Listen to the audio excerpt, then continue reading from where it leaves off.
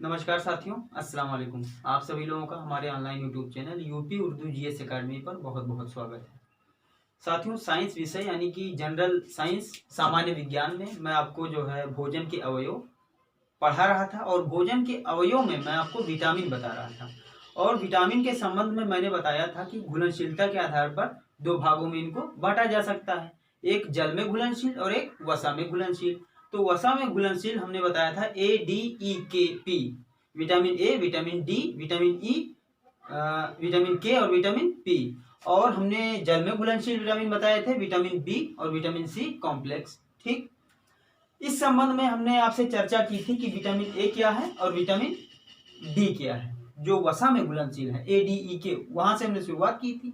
Vitamin A और vitamin E के बारे में हम बता चुके थे। विटामिन ए का जो है रासायनिक नाम जो है हमने बताया था आपको कि रेटिनॉल होता है, रेटिनॉल होता है। और ये कहाँ कहाँ पाया जाता है? पालक हुआ, गाजर हुआ, अंडे के पीले भाग में हुआ, ये हमने बताया था आपको। फिर हमने विटामिन डी के बारे में बताया था आपको, क्योंकि ADEKP होता है वसा में घुलनशील जो विटामिन होते हैं। तो डी के बारे में हमने आपको बताया था कि ये सूर्य के प्रकाश से हमें मिलता है और त्वचा के नीचे एक पदार्थ होता है और सूर्य के प्रकाश पड़ने से वो पिघलता है और पिघल करके विटामिन डी के रूप में परिवर्तित हो जाता है। और इसका मैंने जो बताया था आपको कि बच्चों में रिकेट्स हो जाता है विटामिन डी की कमी से और बड़ों में ऑस्टियोमेलेसिया। और चूंकि पिछले क्लास को इस क्लास से जोड़ना है तो थोड़ा बहुत तो बताना पड़ेगा, मुझे रिकॉल करना ही पड़ेगा। और ये हमने बताया था कि धूप में, मोटे अनाज में, दूध में, पालक में, तो इन सब चीज़ों से विटामिन डी हमें मिलती है। आज हम आपको बताएंगे, स्रोत हमने बता दिया था विटामिन डी की, आज हम आपको बताएंगे विटामिन ई। विटामिन डी का जो है रासायनिक नाम हमने बताया था कैल्सीफेरॉल, कैल्सीफेरॉल। और विटामिन ए का रासायनिक नाम हमने बताया था क्या? विटामिन ए का रेटिनॉल और विटामिन डी का कैल्सीफेरॉल। अब विटामिन ई, विटामिन ई। अच्छा, आप लोग ये सोच रहे होंगे कि जो है ए, डी और ई बता रहे हैं, अब बी, सी ये सब क्यों नहीं बता रहे हैं? ऐसा नहीं है, हमने वसा में घुलनशीलता के आधार पर और जल में घुलनशीलता के आधार पर बांटा था। तो वसा में ADEKP पहले बता दें, उसके बाद जल में घुलनशील जो है विटामिन हम बताएंगे, परेशान ना होइए। Vitamin A. अब विटामिन ई का रासायनिक नाम टोकोफेरॉल है साथियों। परीक्षा में पूछ लेता है टोकोफेरॉल, टोकोफेरॉल। तो आप लोग एकदम से दिमाग आपका हिल्ला उठता है कि ये कौन सा विटामिन है। अजान हो रहा है, 1 मिनट के लिए हम रुक जा रहे हैं। हाँ तो साथियों, मैं विटामिन ई के बारे में बात कर रहा था। विटामिन ई का रासायनिक नाम क्या है? टोकोफेरॉल। इसकी कुछ विशेषताएं हैं, देखिए। पहला क्या है? इसे प्रजनन का विटामिन कहते हैं। विटामिन, इसे प्रजनन का विटामिन कहते हैं। एक एक पॉइंट आप ध्यान रखिए, याद रखिए। ये यूपी टेट से लेकर के जितने वनडे एग्जाम आते हैं सब में पूछा जाता है विटामिन से लेकर के। तो इसे प्रजनन का विटामिन कहते हैं। दूसरा, प्रजनन के अंगों एवं ग्रंथियों के निर्माण के लिए आवश्यक है। तो अब पूछ लिया क्वेश्चन में, मान लीजिए कि प्रजनन का विटामिन किसे कहते हैं, तो आप फिर भूल जाएंगे कंफ्यूजन में। प्रजनन का विटामिन ई को ही कहते हैं और इसी का रासायनिक नाम टोकोफेरॉल है। प्रजनन के अंगों एवं ग्रंथियों के निर्माण के लिए ये आवश्यक होता है और इसी को ब्यूटी विटामिन भी कहते हैं। अगला पॉइंट लिख लीजिए, इसी को जो है ब्यूटी विटामिन भी कहते हैं। इसी को ब्यूटी विटामिन भी कहते हैं। इसी को ब्यूटी विटामिन भी कहते हैं साथियों। तो ये तीनों पॉइंट आप जो है नोट कर लीजिए और तीनों पॉइंट आप नोट करने के बाद में उसको ध्यान से देखते रहिएगा।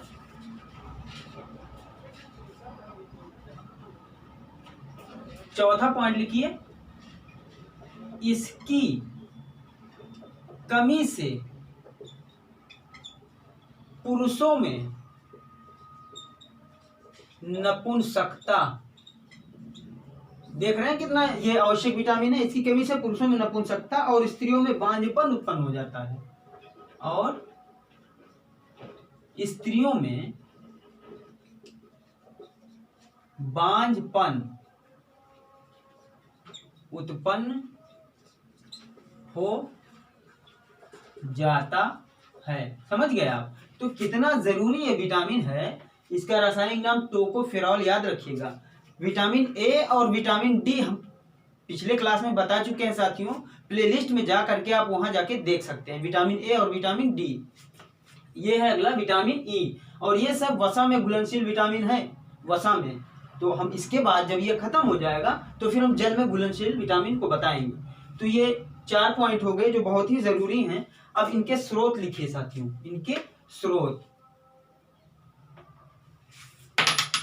इनके स्रोत।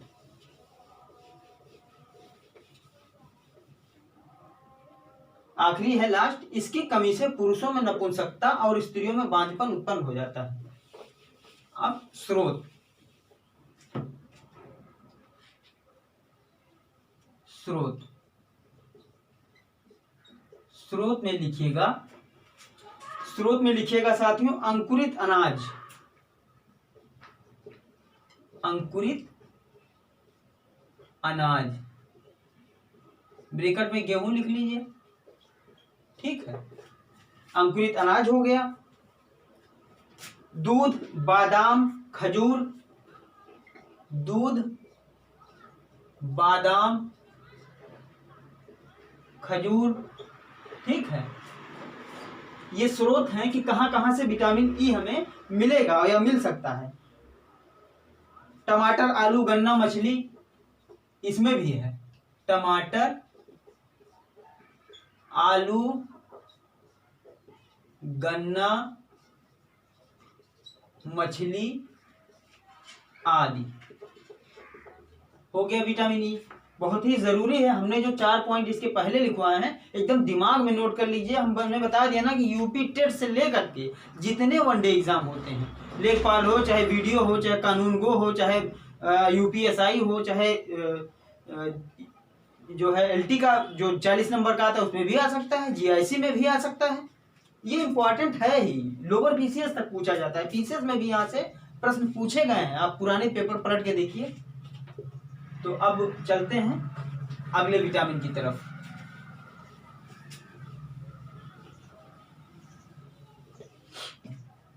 अब अगले विटामिन की तरफ चलते हैं साथियों। अगला विटामिन है विटामिन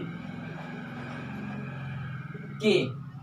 हमने बताया ना कि जो वसा में घुलनशील है ADEKP, तो ADE बता चुके, अब के पे पहुंचे हैं। अब विटामिन ए का जो के है, इसका रासायनिक नाम लिख लीजिए, थोड़ा सा टेढ़ा है इसका रासायनिक नाम, नेफ्थोक्विनोन। नेफ्थोक्विनोन, जो थोड़ा टेढ़ा कहने में लगता है वही पूछ लिया जाता है पेपर में। नेफ्थोक्विनोन, विटामिन के का रासायनिक नाम है नेफ्थोक्विनोन। अब इसकी विशेषताएं कुछ मात्रा में, बहुत ध्यान से जो पॉइंट हम लिख रहे हैं उसको लिखिएगा। कुछ मात्रा में निर्माण यकृत द्वारा किया जाता है। कुछ मात्रा में निर्माण यकृत द्वारा किया जाता है। कुछ मात्रा में इस विटामिन के का यानी कि नेफ्थोक्विनोन का निर्माण यकृत द्वारा किया जाता है। अगला पॉइंट टू पॉइंट नोट करते चलिए। यह प्रोथाम्बिन के निर्माण, प्रोथाम्बिन क्या है समझ पाए आप? हमने बताया था आपको कि ब्लड जो क्लॉटिंग होता है, जमता है, उसमें प्रोथाम्बिन का भी सहयोग होता है। 4-5 चीजें मिल करके ब्लड को जमाती हैं, तो उसमें एक प्रोथाम्बिन भी होता है। तो ये प्रोथाम्बिन के निर्माण में सहायक है कौन? विटामिन के। ठीक है, इसीलिए कहते हैं कि खून के जमने में विटामिन के भी आवश्यक है। विटामिन के तो है ही, प्लस प्रोथाम्बिन भी है, प्लस 4-5 प्रकार के और हैं उसमें तत्व, वो बताएंगे हम, शायद बताया था हमने आपको उस दिन। तो यह प्रोथाम्बिन के निर्माण के लिए आवश्यक विटामिन है, के लिए आवश्यक विटामिन है। अगला पॉइंट, ये प्रोथाम्बिन के निर्माण के लिए आवश्यक विटामिन है। इसकी कमी से रक्त का थक्का नहीं जमता। हमने बताया ना विटामिन के आवश्यक है, जरूरी है। इसकी कमी से, अच्छा, जो 5-6 चीजें मिलकर रक्त का थक्का जमाती हैं, अगर 5-6 चीजों में से किसी एक की भी कमी हो गई तो रक्त का थक्का नहीं जम पाएगा। तो विटामिन, इसकी कमी से रक्त का थक्का नहीं जमता, ठीक है। रक्त का थक्का नहीं बनता, जमता लिखो चाहे बनता लिखो एक ही है, रक्त का थक्का नहीं बनता। नोट में लिख लीजिए, थोड़ा सा नोट में लिखिएगा साथियों कि हीमोफीलिया रोग आनुवांशिक विकार है। ये नोट में लिखिएगा कि हीमोफीलिया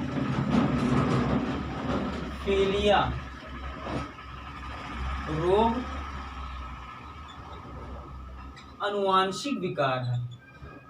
आनुवांशिक विकार मतलब बीमारी है। ब्रैकेट में लिखिएगा, नोट में, ये जानते रहिएगा, इसीलिए नोट में लिखवा दे रहा हूँ। हीमोफीलिया जो रोग है वो एक आनुवांशिक विकार है। इसमें भी रक्त का थक्का नहीं जमता है, इसमें भी रक्त का थक्का नहीं जमता। समझ गया कि ये नोट हमने क्यों लिखवाया कि हीमोफीलिया में भी रक्त का थक्का नहीं बनता है। तो आप कह दें कि विटामिन के की कमी है, ऐसा नहीं है। हीमोफीलिया एक आनुवांशिक बीमारी है, उसको चेकअप करवाना पड़ेगा कि इसको हीमोफीलिया है कि नहीं है। तो इसमें भी रक्त का थक्का नहीं जमता। अच्छा, इसके स्रोत लिख लीजिए, आप ऊपर से मिटा रहे हैं, इसके स्रोत लिख लीजिए। इसके स्रोत,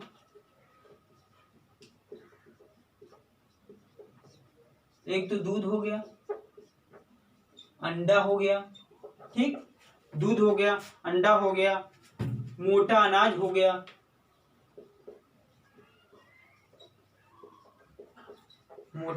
लिखते चलिए। स्रोत है ये, दूध, अंडा, मोटा अनाज, फलियां हो गया, फलियां, और लास्ट में मछलियां, ठीक है। ये इसके स्रोत हो गए। तो ये सारे चीज इंपॉर्टेंट है, स्रोत भी पूछ लेता है कभी कभार परीक्षा में। तो अगले विटामिन की तरफ चलते हैं देर ना करते हुए।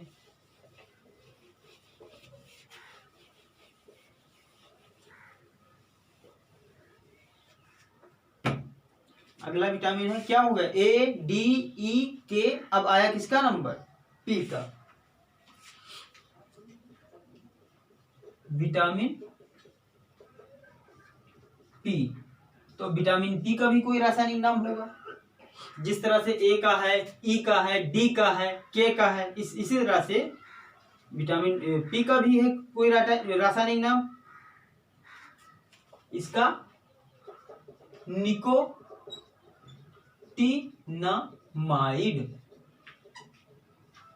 याद रखिएगा, रासायनिक नाम से पूछ लेता है तो आप भूल जाते हैं। निकोटिनामाइड इसका रासायनिक नाम है। विटामिन पी का रासायनिक नाम निकोटिनामाइड है। अब ये क्या है,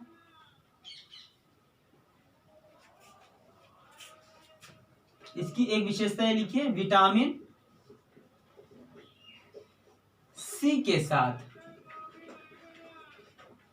मिलकर शरीर से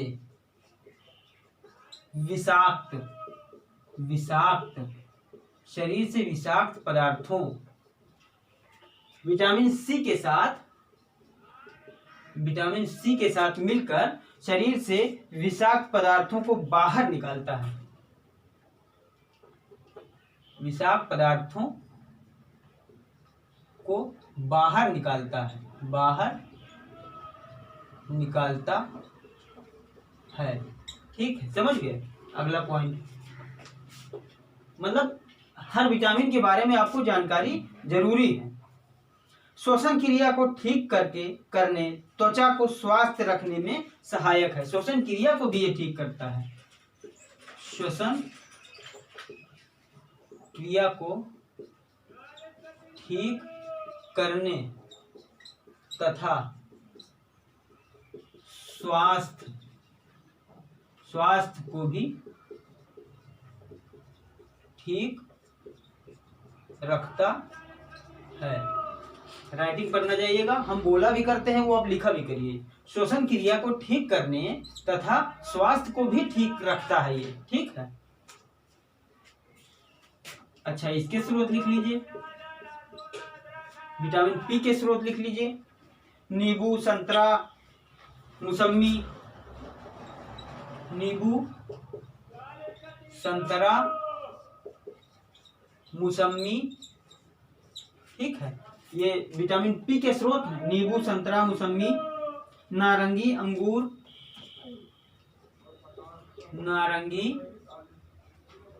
अंगूर आदि। तो ये हो गया विटामिन पी की तारीफ।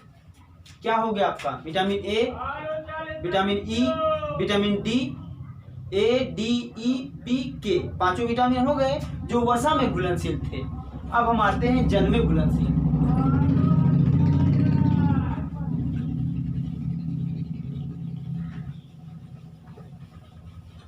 जल में घुलनशील विटामिन।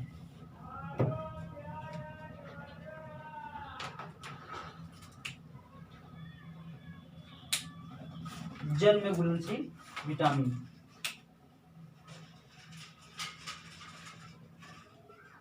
जल में घुलनशील विटामिन।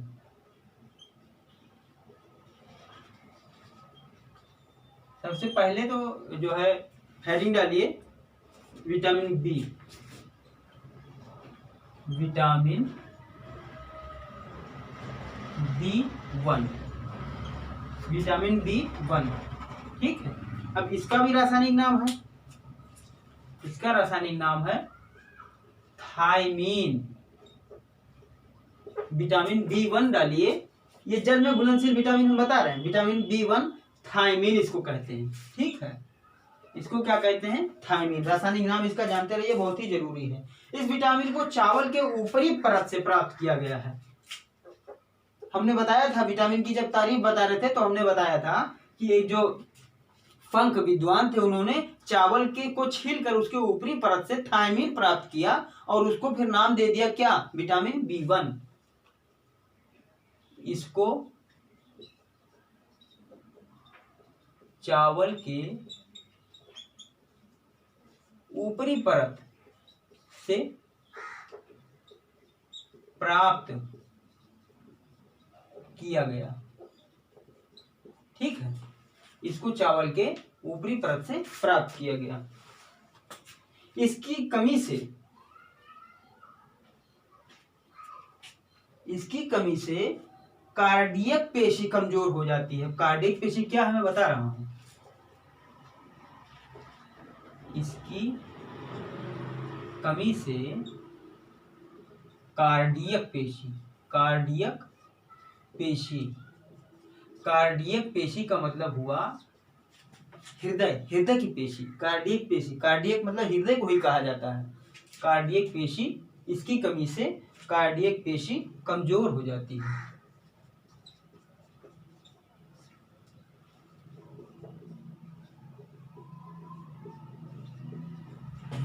जब हार्ट अटैक आता है किसी को तो किसी को कहा जाता है कार्डियक अरेस्ट हो गया, कार्डियक अरेस्ट, और किसी को कहते हैं हार्ट अटैक। तो कार्डियक अरेस्ट जो होता है बहुत ही खतरनाक होता है। पहले ही बार में आदमी राम नाम सत्य हो जाता है, ऊपर चला जाता है पहली ही बार में कार्डियक अरेस्ट जब आता है तब।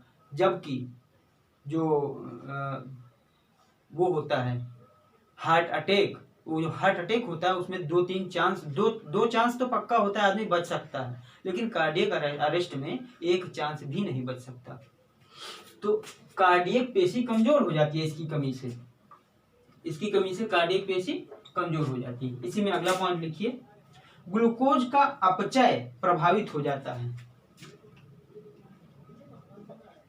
ग्लूकोज का अपचय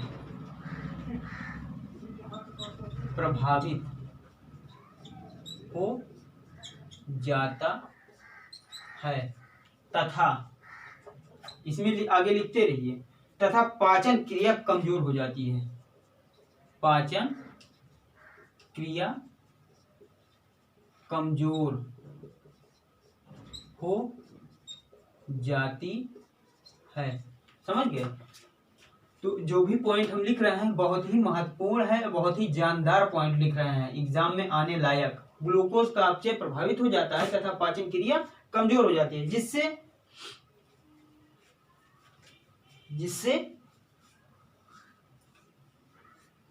कहते हैं ना कि आप लोग विटामिन बी की कमी से वेरी वेरी रोग हो जाता है, तो आप लोग सिर्फ एक ही चीज जानते हैं कि वेरी वेरी रोग हो जाता है, लेकिन यहाँ कितना डिटेल में लिखवाया जा रहा है, जिससे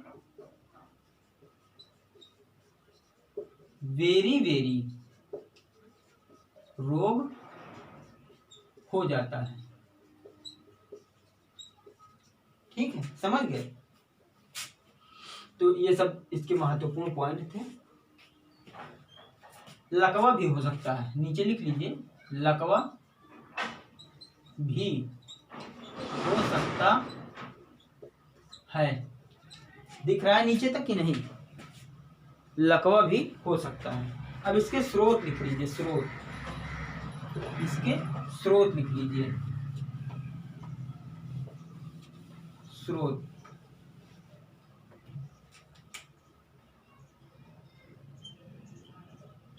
ये था विटामिन B1, जल में घुलनशील है, ये ध्यान रखिएगा। इसके स्रोत लिखिए, अनाज एवं उसकी बाहरी परत, हमने आपको पहले ही बताया, अनाज एवं उसकी बाहरी परत। एक तो ये हो गया स्रोत में, अनाज एवं उसकी बाहरी परत। उसके बाद हरी पत्तेदार सब्जियां, दूध, पनीर, अंडे। हरी पत्तेदार सब्जियां, हरी पत्तेदार सब्जियां, दूध, अंडे, पनीर आदि। समझ गए इसके स्रोत? विटामिन B1 के बारे में बात हो रही है, B1 यानी कि थायमीन। अब आते हैं विटामिन B2 पे, विटामिन B2 पे, विटामिन B2, विटामिन B2। अब इसका भी कुछ ना कुछ रासायनिक नाम तो होगा ही। इसका नाम है राइबोफ्लोविन, फ्लोविन। रासायनिक नाम जरूर ध्यान रखिएगा, इसी नाम से प्रश्न पूछ लेता है। वो जानता है कि B2 तो सब कह लेते हैं, राइबोफ्लोविन बहुत कम लोग कह पाते हैं, जिनको याद रहता है वो कह लेते हैं राइबोफ्लोविन। तो विटामिन B2 का रासायनिक नाम राइबोफ्लेविन है। अब B1 का रासायनिक नाम क्या था? थायमीन। तो अब इसके बारे में लिखिए,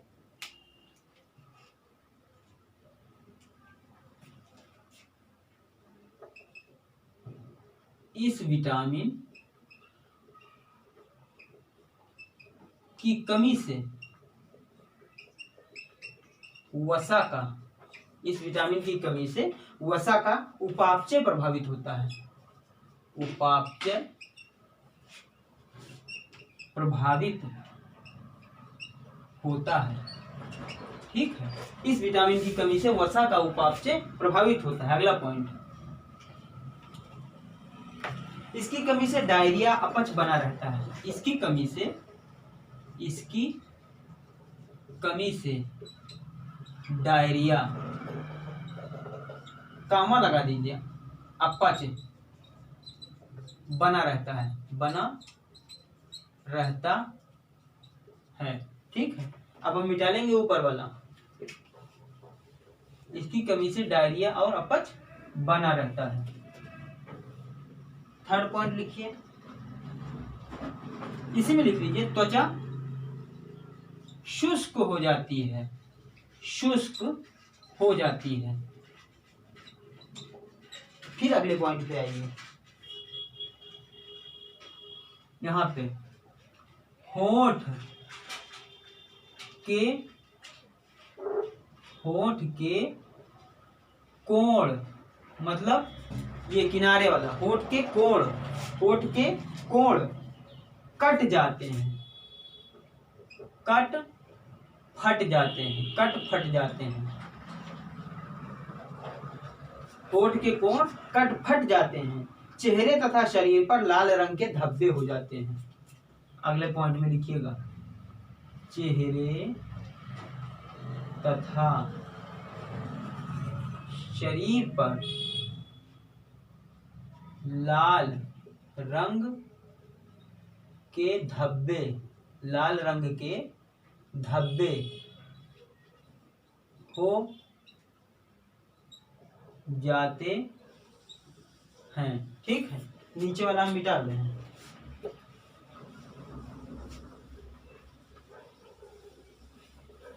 चेहरे तथा शरीर पर लाल रंग के धब्बे हो जाते हैं, जिसे किलोसिस बीमारी कहते हैं। जिसे कौन सी बीमारी कहते हैं? किलोसिस। पूछ लिया पेपर में, किलोसिस बीमारी जो है वो किस विटामिन की कमी से होता है? तो जाने नहीं पाएंगे आप लोग, विटामिन B2 की कमी से होता है।